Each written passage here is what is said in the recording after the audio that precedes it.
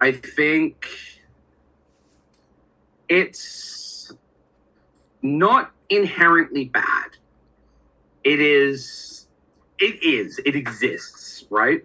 It is a byproduct of public figures, is people will develop a relationship with that, even if it is, even if they're playing like a character. If the Taylor Swift we see on the stage isn't the Taylor Swift, like the person, and for some people it can it can help them feel a little less alone, especially if they are lonely.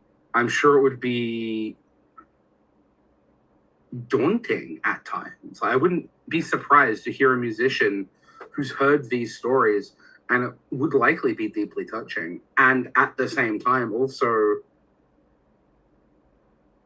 be concerning. It would be almost a weight. So I think it's a bit of both. I think if you're at that point, the parasocial relationship is there and it's being fueled. Like you do that because you're already like deeply connected to this artist and you're seeking further engagement, further connection. And I think like, you know, there's always, not to say that this validates anything, but this is like, there's always been stories about this. You know, you go back to the 70s and people, you know, waited in the rain for 3 days for Black Sabbath tickets or whatever. Like, it's always been a thing. Not to say that's all it's validates or even means that it's good. It just is part of what we do.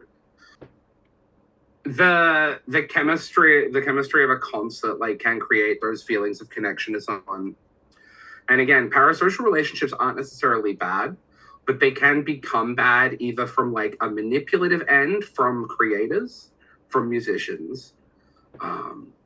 There can be elements of it where it becomes unsavory when an artist is a little bit manipulative towards their fan base. It's a balancing act because fandom is great. Fandom brings people together. I like my specialty in therapy is connecting people to fandoms so that they have friendship and community. And every now and again, we have to navigate when a interest becomes an obsession.